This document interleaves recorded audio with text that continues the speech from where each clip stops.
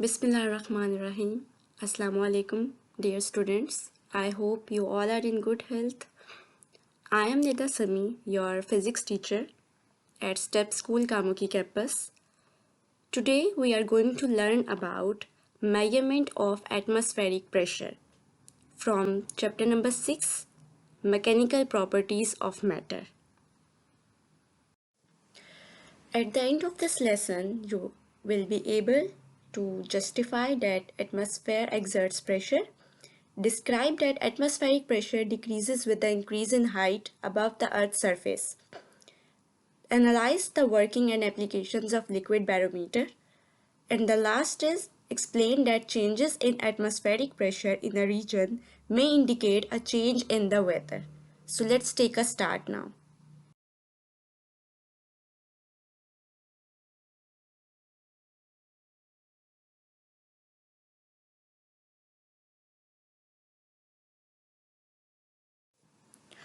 Before moving towards the measurement of atmospheric pressure, I want to give you a brief review of the concept of atmosphere and atmospheric pressure. Basically, atmosphere is the layer of gases around the earth, जिसमें हम name देते हैं oxygen, carbon dioxide, nitrogen, some traces of ozone and methane, and also the small proportion of argon and some amount of water vapors. तो collectively ये जितनी भी gases हैं ये सब कंबाइन करके हमारे पास बनाती हैं एटमॉस्फेयर, ठीक है, जो कि एक लेयर है अराउंड द अर्थ. और यही गैसेस जो फोर्स एक्सर्ट कर रही हैं, ठीक है, अर्थ के ऊपर भी और अर्थ के ऊपर प्रेजेंट हर चीज़ के ऊपर, obviously it includes the living organisms. इनके ऊपर जो फोर्स एक्सर्ट हो रही है ड्यू टू दीज गैसेस, इसको हम नेम देते हैं एटमॉस्फेरिक प्रेशर का. सो atmosphere exerts pressure on the surface of the earth and everything on the earth, and this pressure is called the atmospheric pressure because we know कि जो gas molecules हैं ये random motion करते हैं, मतलब इनका कोई स्पेसिफिक पाथ नहीं होता, क्योंकि इनके मॉलिक्यूल्स के दरमियान बहुत एटम्स के दरमियान बहुत ज़्यादा स्पेसेस होती हैं, जिसकी वजह से जो है ये जब भी मूव करते हैं तो ये रैंडमली मूव करते हैं, कोई स्पेसिफिक पाथ नहीं होता इनके अंदर. और जब ये मूव करते हैं तो आपस में भी कोलाइड करते हैं और किसी सरफेस के साथ भी कोलाइड करते हैं, जब इनको हम किसी जो है वो इनक्लोज सरफेस में रखते हैं, तो लाइक किसी सिलेंडर के अंदर. तो जब ये कोलाइड करते हैं तो अल्टीमेटली ये फोर्स एक्सर्ट करते हैं, और किसी भी सरफेस पे जो फोर्स लगती है किसी ऑब्जेक्ट से या किसी मॉलिक्यूल से किसी एरिया के ऊपर, उसको हम नेम देते हैं प्रेशर का, ठीक है. और इस प्रेशर को जो कि हमारी एटमॉस्फेरिक गैसेस लगा रही हैं हमारी अर्थ के ऊपर, उसको हम नेम देते हैं एटमॉस्फेरिक प्रेशर का. Why do atmosphere exert pressure? So there is a reason कि एटमॉस्फेयर जो है वो प्रेशर एक्सर्ट क्यों करता है, कैसे करता है. As we know air is a mixture of different gases, और ये जो गैसेस हमारी एयर में प्रेजेंट हैं ये भी फोर्स एक्सर्ट करती हैं because their molecules have spaces among them and they move randomly. तो जब ये randomly move करते हैं तो इनके ये एक दूसरे के साथ भी कोलाइड करते हैं, और जो भी चीज़ इनके पाथ में आती है उनके साथ भी ये कोलाइड करते हैं, और जब कोलिजन होती है यानी कि फोर्स अप्लाई होती है तो अल्टीमेटली हम उसको कहते हैं कि वो प्रेशर एक्सर्ट हो रहा है. तो इस टर्म में हम कहते हैं कि जो हमारा एटमॉस्फेयर है वो भी प्रेशर एक्सर्ट करता है, क्योंकि उसके अंदर गैस पार्टिकल्स प्रेजेंट हैं जो अल्टीमेटली कुछ ना कुछ मास रखते हैं.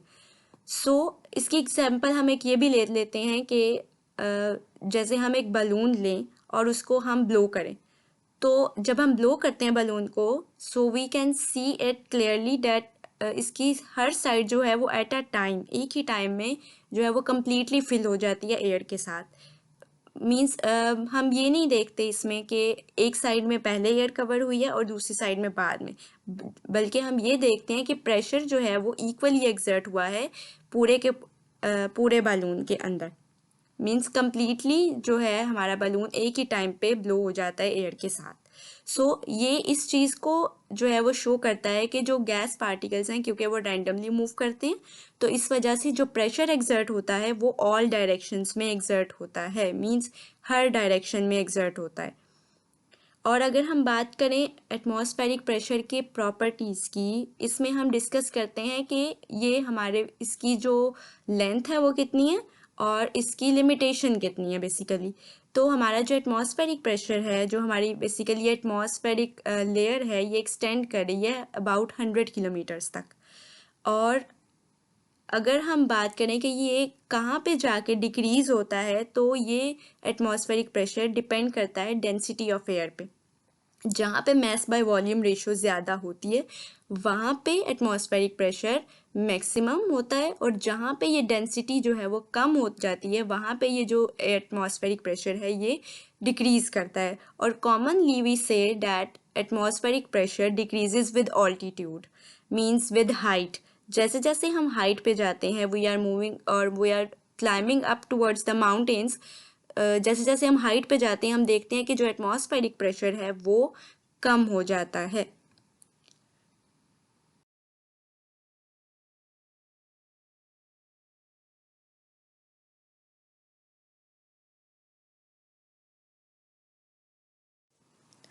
Standard atmospheric pressure basically defines that at sea level, the atmospheric pressure is maximum because of maximum density of gas particles.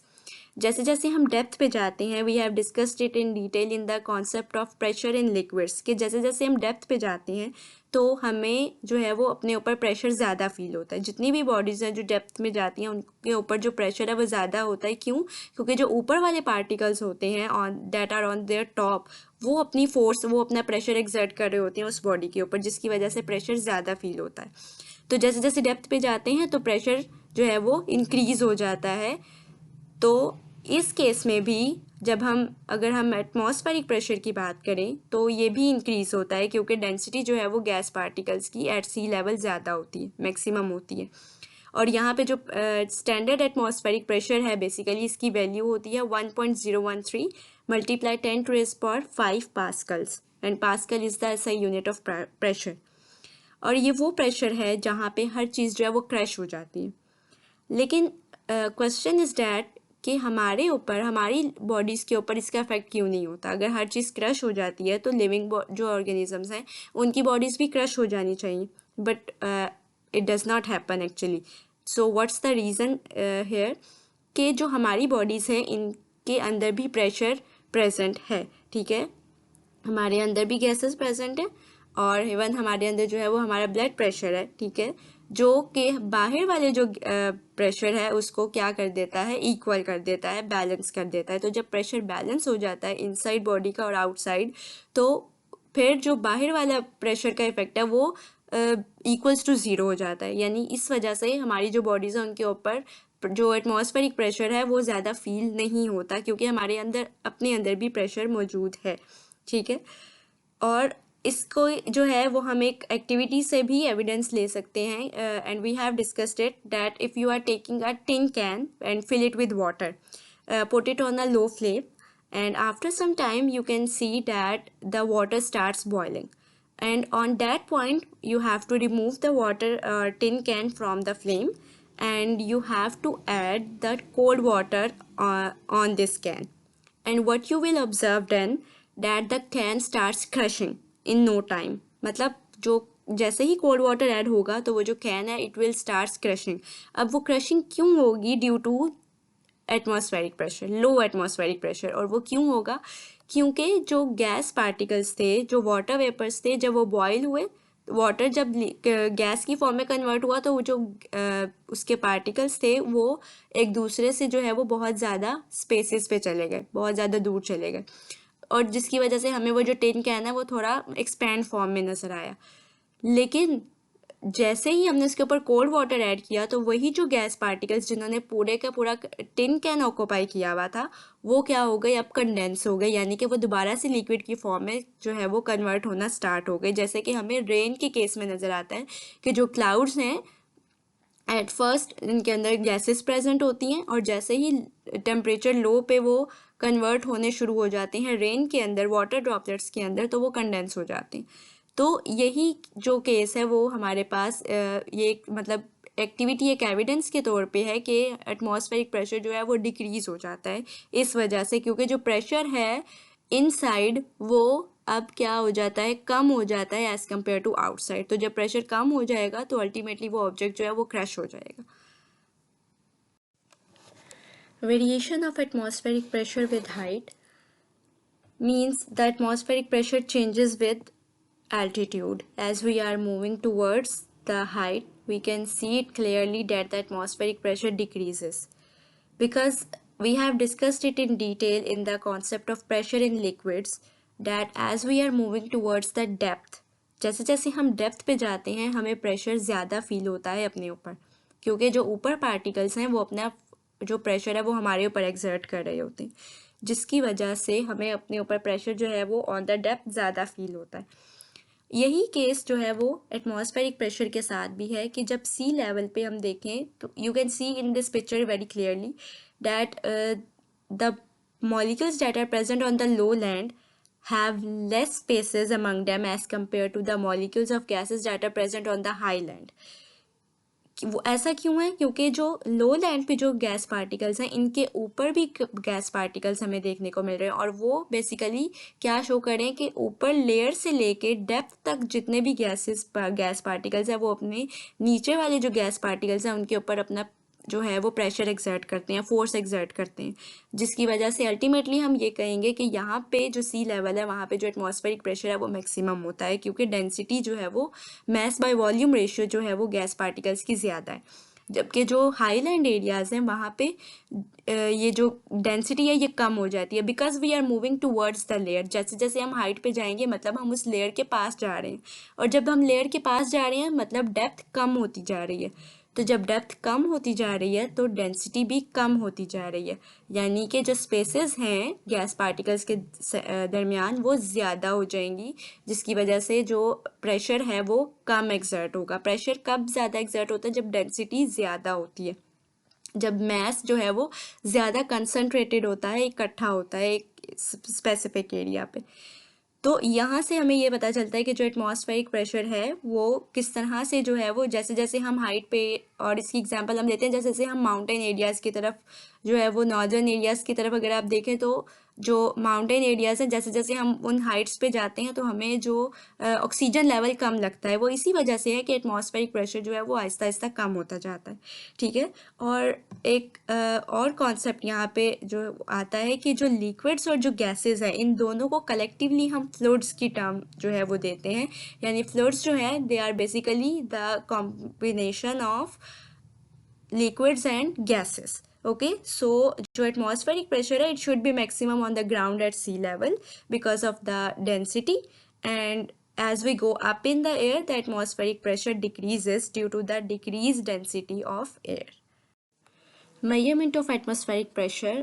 The value of atmospheric pressure is calculated by using a height of mercury column in a barometer, and barometer is an instrument which is used to measure the atmospheric pressure.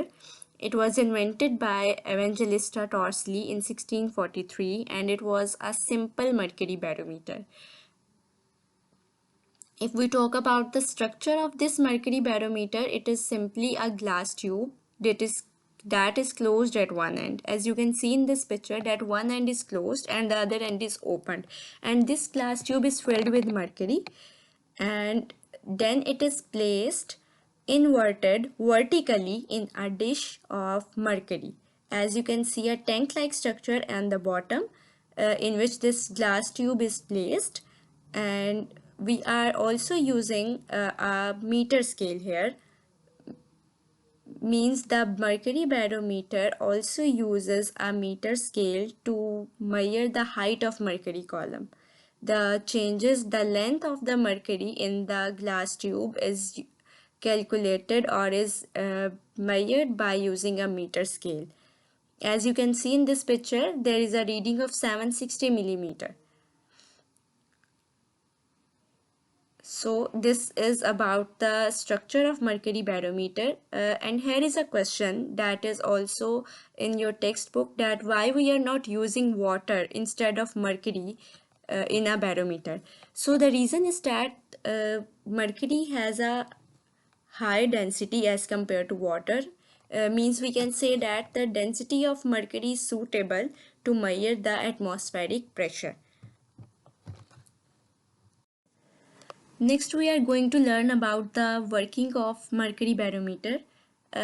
If we talk about the working principle of mercury barometer, so we say that it works on the principle of hydrostatic equilibrium. But now the question is, what is hydrostatic equilibrium? तो hydrostatic equilibrium को हम इस तरह understand करते हैं कि hydro की term basically water के लिए यूज़ की जाती है कॉमनली, और स्टैटिक इक्विलिब्रियम मींस जो ऑब्जेक्ट्स या फोर्सेस बैलेंस्ड हों. तो यहाँ पे हम ये कहेंगे कि जो फ्लूइड्स रेस्ट पोजीशन पे हैं उनमें जो प्रेशर लग रहा है, whether it is on right side और लेफ़्ट साइड, दोनों साइड पे जो पार्टिकल्स होंगे उनमें जो प्रेशर है वो सेम लगेगा. और प्रेशर सेम लगने का मतलब ये है कि किसी भी किस्म का जो चेंज है प्रेशर में वो नहीं होगा. All particles receive same pressure. तो इस केस में हम ये कहेंगे कि हमारे पास जो ये प्रेशर है, like if we see in the mercury barometer, as you can see in the above picture, जो भी हमारे पास प्रेशर होगा वो हमेशा हाई प्रेशर से लो प्रेशर की तरफ मूव करता है. यानी मर्करी जो लिक्विड्स के अगर अंदर हम बात करें तो प्रेशर हमेशा हाई प्रेशर से लो प्रेशर की तरफ मूव करता है. और हाई प्रेशर से लो प्रेशर की तरफ मूव करने का मतलब ये है कि अगर ग्लास ट्यूब के अंदर प्रेशर यानी मर्करी का लेवल ज़्यादा है तो इसका मतलब है कि वो उस मर्करी ट्यूब से जो मर्करी डिश है उसके अंदर मूव करेगा और अल्टीमेटली उसके अंदर एयर प्रेशर जो है वो एक्सर्ट होगा. तो यहाँ पे वो सेम केस जैसे हम वो स्ट्रॉस के अंदर जो है वो सकिंग करते हैं, जूस की सकिंग करते हैं, तो उसमें हम क्या करते हैं कि वो प्रेशर जो है वो ऊपर की तरफ इन द ऑपोजिट डायरेक्शन जो है वो अप्लाई कर रहे होते हैं.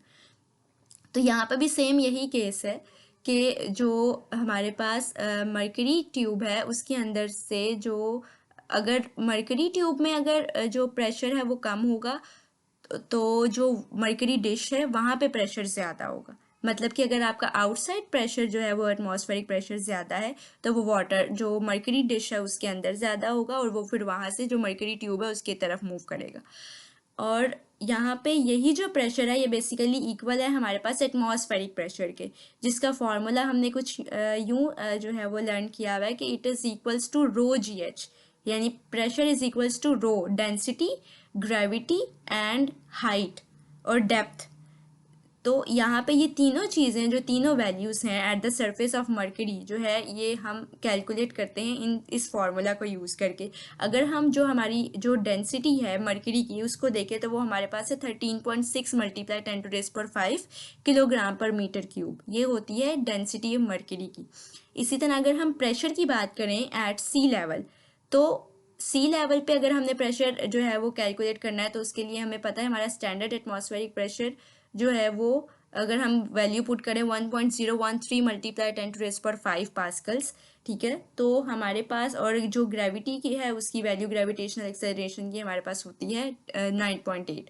तो इन तीनों को मल्टीप्लाई करें और हमारे पास जो वैल्यू है वो आ जाएगी जो एग्जैक्ट जो हमारे पास स्टैंडर्ड एटमॉस्फेरिक प्रेशर है उसकी वैल्यू. तो यहाँ पे अगर हमने जो मर्करी है उसकी भी वैल्यू मेजर करनी हो तो उसके लिए तो हम सिंपली जो हमारे पास स्टैंडर्ड एटमॉस्फेरिक प्रेशर है उसकी वैल्यू ऐड करेंगे और हमारे पास जो वैल्यू है 760 जो है वो कैलकुलेट हो जाएगी. लेकिन अगर हमने स्टैंडर्ड एटमॉस्फेरिक प्रेशर की वैल्यू को कैलकुलेट करना है तो उसके लिए हमें जो मर्करी की वैल्यू है, ग्रेविटेशनल एक्सेलरेशन है और साथ में जो हमारे पास डेंसिटी है मर्करी की, उन तीनों को कैलकुलेट करेंगे तो हमारे पास जो है वो स्टैंडर्ड एटमॉस्फेरिक प्रेशर कैलकुलेट हो जाएगा. तो इस तरह से जो ये मर्करी बैरोमीटर्स हैं ये वर्क करते हैं कि अगर अंदर का प्रेशर इनका जो है वो ज़्यादा है तो ये यानी कि बाहर की तरफ प्रेशर कम है तो वो मर्करी जो है वो डाउनवर्ड मूव करेगी. और अगर अंदर जो है एटमॉस्फेरिक प्रेशर अगर बाहर ज़्यादा है तो वो वाटर जो मर्करी डिश है उससे जो मर्करी है वो ऊपर की तरफ यानी कि जो ग्लास ट्यूब है उसकी तरफ मूव करेगी. So this is basically the working of mercury barometer. Next, we have some more devices that are used to measure the atmospheric pressure. The one is the air pressure gauge. ये जो air pressure gauge है ये अक्सर हमें जो है वो नज़र आएगा वर्कशॉप्स के अंदर, क्योंकि इसकी हेल्प से हम लोग जो है वो मोटर कार के जो टायर्स हैं उनका प्रेशर जो है वो कैलकुलेट करते हैं कि उनके अंदर कितना प्रेशर है, जो टायर्स हैं उनके अंदर। और इसी तरह एक हमारे पास फॉर्टिन्स बैरोमीटर है जो कि लेबॉरेटरीज में यूज़ किया जाता है एटमॉस्फेरिक प्रेशर को कैलकुलेट करने के लिए। Next are the applications. We can see that atmospheric pressure does not remain uniform or same at each place. For example, if we are moving towards the high altitude areas, अगर हम mountain areas की तरफ जाएं वहाँ पे हमें clearly ये देखने को मिलता है कि एयर प्रेशर जो है वो कम है। क्यों? क्योंकि वहाँ पे डेंसिटी जो है एयर की वो कम होगी, और अगर डेंसिटी एयर की कम होगी तो वहाँ पे जो वाटर वेपर्स की क्वांटिटी है वो ज़्यादा होगी, क्योंकि हाई एल्टीट्यूड पे अल्टीमेटली जो डेंसिटी है जब वो कम है तो उसकी वजह से वाटर वेपर्स की क्वांटिटी जो है वो ज़्यादा है, यानी कि गैस पार्टिकल्स के दरमियान स्पेसेस ज़्यादा हैं। तो इस वजह से ये होगा कि ये जो लो एटमॉस्फेरिक प्रेशर वाले रीजन्स हैं यहाँ पे जो ज़्यादा वाटर वेपर्स की क्वांटिटी है ये ट्रिगर करती है क्लाउड्स की फॉर्मेशन को और अल्टीमेटली इंक्रीज़ करती है रेन के चांसेस को। जो हमारे वेदर डिपार्टमेंट्स हैं, मेट्रोलॉजिकल डिपार्टमेंट्स हैं, वो इस चीज़ को, इस स्टडी को यूज़ करते हैं एटमॉस्फेरिक प्रेशर के जो लेवल्स हैं उनको चेक करके प्रेडिक्ट करते हैं कि इस जगह का जो वेदर है वो कैसा होगा। यानी हमारे पास जो वेदर फॉरकास्ट आती है वो उसमें एक जो फैक्टर है एटमॉस्फेरिक प्रेशर का वो भी होता है। और इसी तरह अगर हम इसके ऑपोजिट जाएं, अगर हम लो लैंड एरियाज़ की तरफ आएँ, you can say the plain areas की तरफ अगर हम आ जाएं तो यहाँ पे हमें जो टेम्परेचर है, जो एयर प्रेशर है वो as compare to high altitude areas वो प्रेशर हमें ज़्यादा मिलेगा, क्योंकि यहाँ पे जो डेंसिटी है वो हमें ज़्यादा मिलेगी। और यही वजह है क्योंकि ये ऑलमोस्ट सी लेवल होगा, और सी लेवल पे जो एयर प्रेशर है वो मैक्सिमम होता है क्योंकि डेंसिटी ज़्यादा होती है। तो इस वजह से यहाँ का जो वेदर है वो due to high air pressure warm होगा, यानी कि सनी होगा। और इस तरह से जो हमारे पास वेदर कास्टर्स हैं they use this knowledge to predict the rain. And a fall in pressure often means that rain clouds are on the way and the rain is to follow. Means अगर continuously change आ रहा है air pressure में, low हो रहा है तो मतलब कि it is going to be a rainy season or a rainy weather. So it's about the end of this topic. I hope it will be clear to all of you. Thank you, students. Have a nice day to all of you.